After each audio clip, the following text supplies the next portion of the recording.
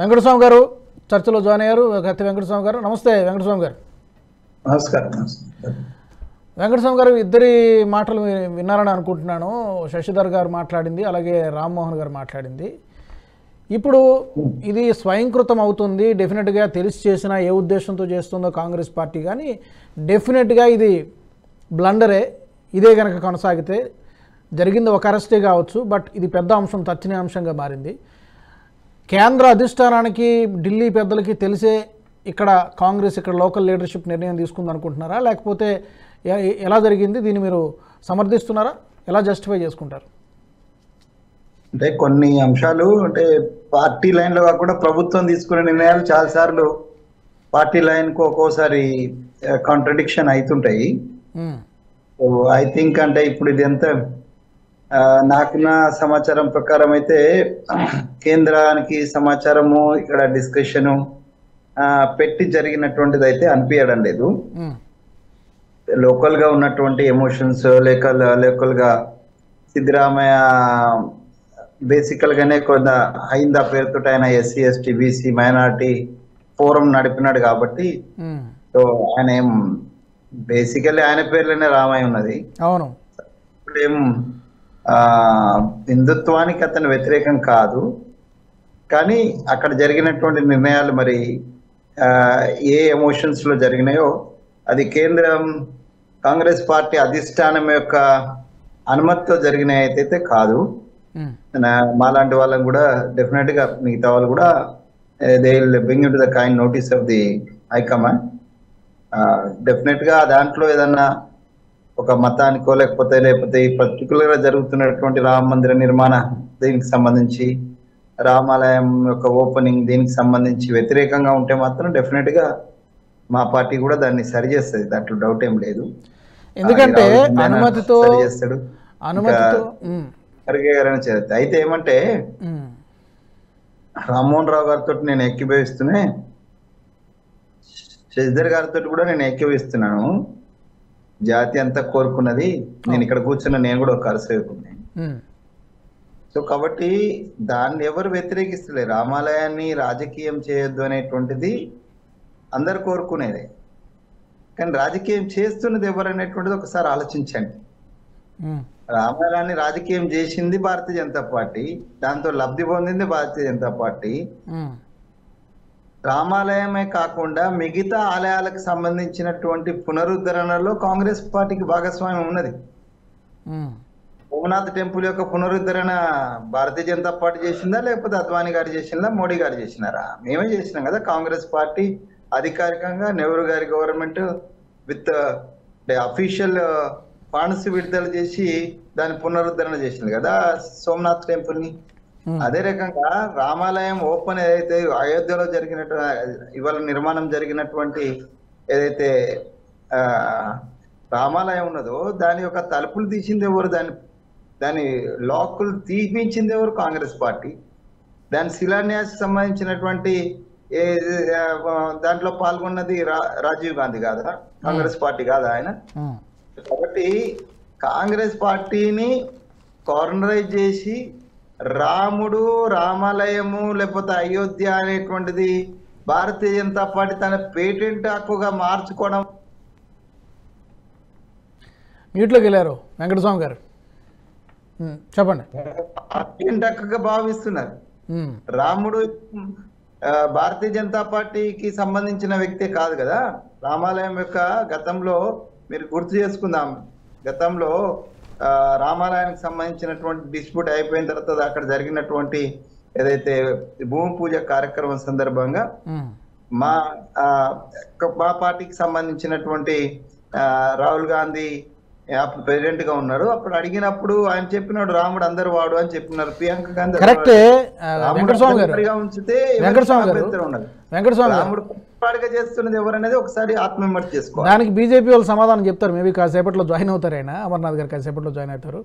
దానికి డెఫినెట్గా వాళ్ళు సమాధానం చెప్తారు. ఇప్పుడు మీరు చెప్పారు కదా, మేము అన్ని మతాలని సమానంగా చూస్తాం, సోమనాథ్ గురించి చెప్పి ఇంత చేశారు. ఇంత చేసినప్పుడు, చేసామని చెప్తున్నప్పుడు ఇంత సిల్లీ మిస్టేక్ ఎందుకు, ఇంత సిల్లీ మిస్టేక్ ఎందుకు చేస్తున్నారు? ఈ లాజిక్ తెలియదా? ఏమాత్రం ఇంత సున్నితమైనటువంటి అంశము అందరికీ తెలుసు. బట్ ఇప్పుడు 92 నాటి ఎప్పుడో జరిగిపోయినటువంటి ఒక విషయాన్ని ఇప్పుడు ఇన్ని సంవత్సరాల తర్వాత దాన్ని ఏదో వెలికి తీసి అతను అరెస్ట్ చేయడం ద్వారా ఏం లాభం జరుగుతుంది కాంగ్రెస్ పార్టీకి? ఈవెన్ అక్కడ ఆ స్టేట్లో కావచ్చు, లేకపోతే ఇది ఇంపాక్ట్ డెఫినెట్గా డిసడ్వాంటేజ్ అవుతుంది కదా. చిన్నపిల్లడిని అడిగినా కూడా చెప్తారు. ఇంత చిన్న లాజిక్ని కాంగ్రెస్ పార్టీ ఎందుకు మిస్ అవుతుందని నాకు అర్థం కావట్లేదు. వెంకటస్వామి గారు వినబడుతుందా? వెంకటస్వామి గారు అందుబాటులో ఉన్నారా? ఓకే, నెట్వర్క్ ప్రాబ్లం అనుకుంటా. మళ్ళీ వస్తా మీ దగ్గరికి. శశిధర్ గారు, వారు చెప్తున్నది ఏంటంటే మీరు కూడా విన్నారనుకుంటా. ఇది ఒక విధంగా ఆయన కూడా మీతో ఏకీభవించారు. చెక్ అండ్ బ్యాలెన్సెస్ ఉంటాయి కదండి. ఎవరైనా పొరపాటు జరిగినప్పుడు, నోరు జారినప్పుడు దానికి సంబంధించినటువంటి చెక్ అండ్ బ్యాలెన్సెస్ ఉంటాయి. కాబట్టి పార్టీ పరంగా డెఫినెట్ గా we are not against the Hindu ధర్మం. హిందూ మతం కాదు. రామ్మోహన్ రావు గారు మతం అంటున్నారు కానీ మతం కాదు, హిందూ ధర్మమే. ఈ ధర్మంలో అనేక మతాలు ఉన్నాయి. మతాల మధ్యన వైషమ్యాలు జరిగినాయి. ఆ వైషమ్యాలను దూరం చేయడానికి ఇప్పుడు మతరాజ్యం ఎప్పుడు సుఖంగా లేదు. మతరాజ్యం అది వైశ్యమైనా లేకపోతే ముస్లిం అయినా లేకపోతే క్రిస్టియన్ అయినా మతరాజ్యంగా ఉన్న వాళ్ళు పెద్దగా సుఖంగా ఎప్పుడు లేరు. చరిత్ర చెబుతున్నటువంటి సత్యము. హిందుత్వం కూడా ఏదో మతం కాదు. హిందుత్వం అనేటువంటిది ఒక ధర్మము. దీనికి ఒక సెక్యులర్ ఫేస్ ఉన్నది. వారు అన్నట్టుగా ద్వైతాన్ని, అద్వైతాన్ని, లేకపోతే నాస్తికాన్ని, ఆస్తికాన్ని రెండింటిని గౌరవించేటువంటి సాంప్రదాయం భారతీయులకు, హిందువులకు ఉన్నది. సో కాబట్టి దాన్ని ఎవరు ఏం వ్యతిరేకిస్తలేము. సో హిందుత్వానికి హిందూ మతం అనేటువంటి దాన్ని అయితే నేను కూడా దాన్ని గతంలో వాజ్పేయి గారు చాలా స్పష్టంగా చెప్పినారు. హిందూ అనేటువంటిది ధర్మం. ఇది ఒక ధర్మం మాత్రమే, ఇది మతం కాదని. ఇందులో చాలా మతాలు ఉన్నాయి. సిక్కు మతం ఇందులోదే, జైన మతం ఇందులోదే, లేకపోతే శైవ మతం ఇందులోదే, అన్ని మతాలు ఇందులోవే. కాబట్టి ఈ ధర్మాన్ని ధర్మంగా ఉంచితే మంచిగా ఉంటది. అది ఎవరైనా చేయాల్సిందే. హిందూ ధర్మాన్ని వ్యతిరేకంగా, దీని పేరే హిందుస్థాన్ కదండి. హిందూ ధర్మాన్ని కాదని మేము ఎవరేమో అంటలేము. హిందుస్థాన్ అనే మేము కొడుతాం. జైన్ కూడా అందరికన్నా ముందు జై హిందీ అని అంటున్నాము. సో కాబట్టి హిందుత్వానికి ఇక్కడ ఎవరు వ్యతిరేక లేరు. కాంగ్రెస్ పార్టీ కూడా ఏం వ్యతిరేకత లేదు హిందూ ధర్మానికి సంబంధించి. అయితే దాన్ని ఒక్కరి సొత్తుగానో దాన్ని మతంగా మార్చి, ఇప్పుడు దాన్ని రాజకీయంగా మార్చుకునేటువంటి వాళ్ళే ఆత్మవిమర్శ చేసుకోవాలి. మేము మారుస్తున్నాం అనేటువంటిది ఏం లేదు. మేము ఎప్పుడు మార్చలేదు దాన్ని. మేము దాన్ని మతంగా ఉపయోగించలేదు. సో ఇవాళ అసదుద్దీన్ ఓవైసీ మాట్లాడితే advantage, Asaduddin Owaisi with the instruction the BJP is talking. Actually Asaduddin Owaisi లాంటి కొంతమంది భారతీయ జనతా పార్టీ పోలరైజేషన్ కు వాళ్ళు ఉపయోగపడుతున్నారు. అందుకని అంటున్నాం కదా, వాళ్ళతో లింకప్ దాంట్లో ఎవరికి ప్రజలందరికీ తెలిసినటువంటి విషయం మేము కొత్తగా చెప్పాల్సినటువంటి అవసరం లేదు. అసదుద్దీన్ ఓవైసీ కానీ, ఎంఐఎం కానీ, వాళ్ళ యొక్క చేష్టలు కానీ, వాళ్ళ యొక్క యాక్షన్స్ కానీ, వాళ్ళ యొక్క మాటలు కానీ, అవన్నీ కూడా ఒక పోలరైజేషన్ వైపు. దట్ డెఫినెట్ గా సమ్వేర్ పార్లమెంట్ ఎలక్షన్స్ వస్తున్నాయి కాబట్టి భారతీయ జనతా పార్టీకి ఫేవర్ కావాలంటే ఇటు నుంచి మాట్లాడితేనే అటు పోలరైజ్ అవుతుంది. హిందూ ముస్లిం పోలరైజ్ అయితే ఆటోమేటిక్ గా హిందువుల వైపు ఉన్నటువంటి వాళ్ళు బాగుపడతారు. హిందూ ఐడియాలజీ తోటి ఉన్నటువంటి భారతీయ జనతా పార్టీకి లాభం చేకూర్చేటువంటి చర్యలు అనేక మంది చేస్తూ ఉంటారు. అయితే ఎవరి స్వేచ్ఛ వాళ్ళకు ఉన్నది కాబట్టి వాళ్ళు చేస్తారు. దీంట్లో జాగ్రత్త తీసుకోవాల్సినటువంటి బాధ్యత కూడా మాకున్నది. మేము పార్టీ పరంగా ఏ జాగ్రత్తలు తీసుకుంటే ఇట్లాంటి నష్టం జరగకుండా ఉంటది అనేటువంటి దాన్ని తప్పనిసరిగా విచారిస్తాం, సమీక్షిస్తాం. డెఫినెట్ గా కర్ణాటకలో జరిగినటువంటిది ఏదైనా తప్పును సర్దిద్ది డెఫినెట్ గా దాన్ని మేము మా పార్టీ పరంగా ఏ విధమైన ఇబ్బంది రాకుండా డెఫినెట్ గా సరి చేస్తాం. ఓకే వెంకటస్వామి గారు, వెల్కమ్ బ్యాక్. అమర్నాథ్ గారు జాయిన్ అయ్యారు చర్చలో. అమర్నాథ్ గారు మీ దగ్గరికి వస్తాను. దానికంటే ముందు ఒకసారి శశిధర్ గారు వారు చెప్తున్నది ఏంటంటే, ఇక్కడ లోకల్గా తీసుకున్నటువంటి నిర్ణయం అయి ఉంటుంది లేదా ప్రభుత్వ నిర్ణయం అయి ఉంటుంది అని చెప్తున్నారు వారు. మీరు విన్నారు కదా రాజు గారు. నేను ఒక 2 నిమిషాలు వారు చెప్పినటువంటి విషయాలను ఒకసారి వారికి గుర్తు చేస్తా. కొన్ని విషయాలు రాజుగారు వినబడుతుందా? ఎస్ వినబడుతుంది, చెప్పండి సార్. సరే, శిలాన్యాసు రాజీవ్ గాంధీ గారు చేశారని చెప్తే ఆ రోజు షాబానో కేసు పరిణామాల తర్వాత తప్పని పరిస్థితిలో జరిగినటువంటి పరిణామాలు నేను కొన్ని విషయాలు చెప్తా. తర్వాత నేను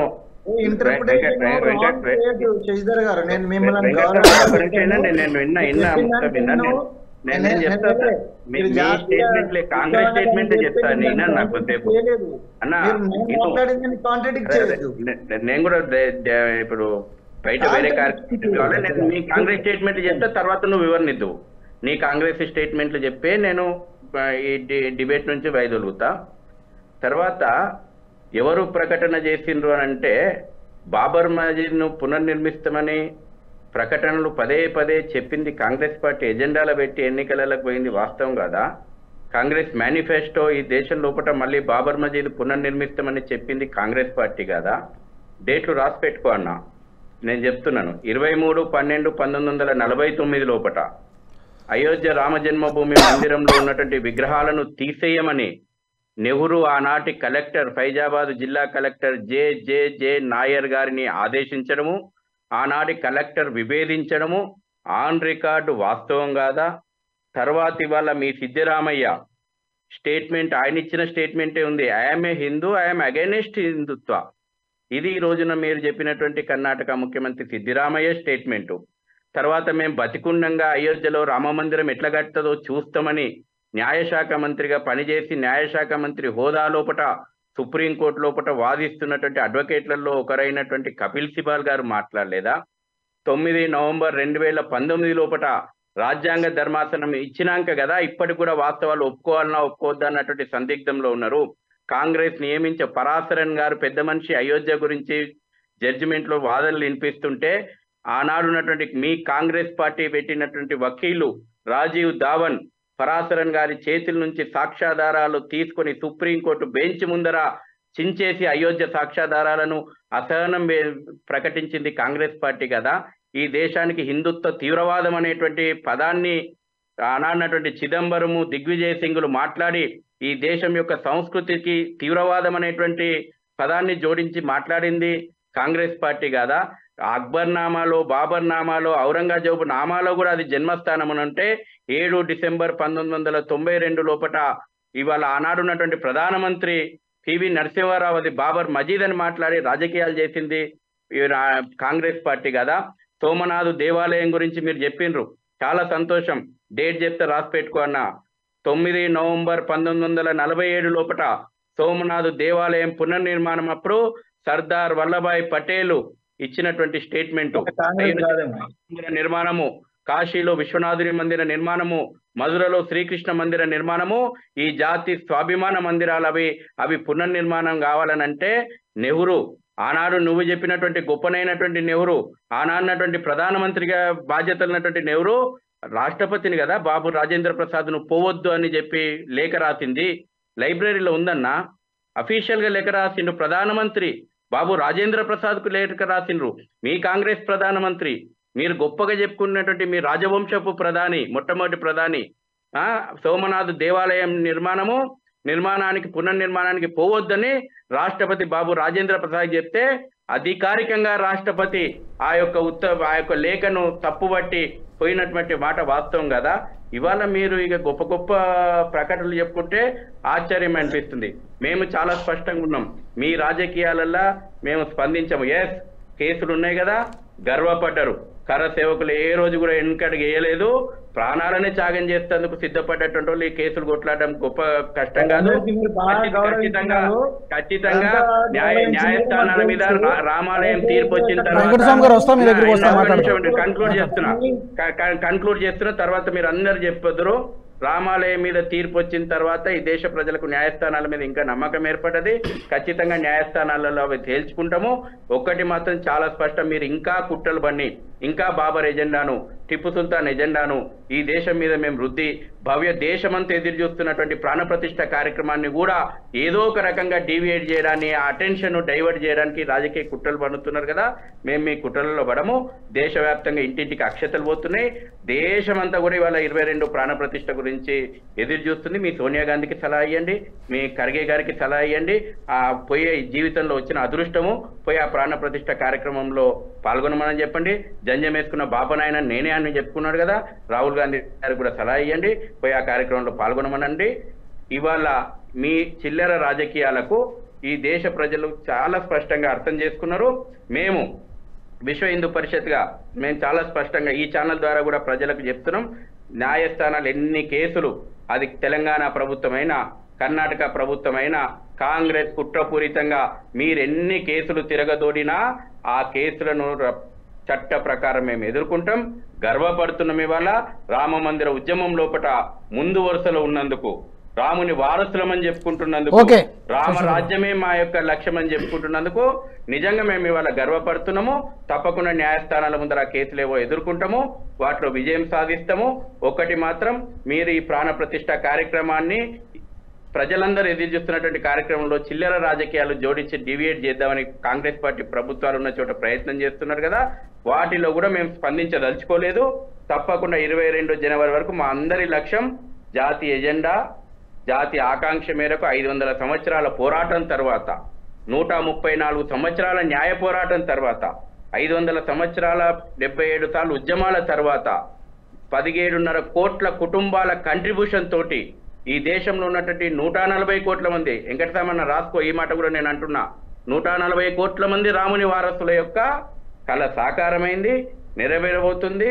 అద్భుతమైనటువంటి కార్యక్రమంలో మీరు కూడా అందరూ కూడా మీ ఇంకా జ్ఞానోదయమైనటువంటి జాతీయ నేతలు ఎవరున్నా, రాష్ట్ర నేతలు ఉన్నా, మీరు విఘ్నులు, అనుభవజ్ఞులు, ప్రజల యొక్క నాడిని కొంచెం గమనించమని చెప్పండి. దేశం అంతా కూడా రాముని యొక్క కార్యక్రమం గురించి ఎదురు చూస్తుంది. అందరం కలిసి పాల్గొందాం. రైట్, ధన్యవాదాలు. థ్యాంక్ యూ శశిధర్ గారు, చర్చలో పాల్గొన్నందుకు, మీ యొక్క అభిప్రాయాన్ని తెలియజేసినందుకు. చర్చను కొనసాగించే ముందు ఒక చిన్న విరామం తీసుకుందాం. Let's take a short break. ఈ వీడియో మీకు నచ్చినట్టయితే లైక్ చేయండి, 10 మందికి షేర్ చేయండి, అలాగే కామెంట్ల రూపంలో మీ అభిప్రాయాలను మాతో పంచుకోండి. Nationalist hub group of channels ను సబ్స్క్రైబ్ చేసుకుని తెలుగునాట జాతీయవాద జర్నలిజాన్ని ప్రోత్సహించండి. ఈ వీడియో కింద ఉన్న బెల్ ఐకాన్ పై క్లిక్ చేయడం మర్చిపోవద్దు.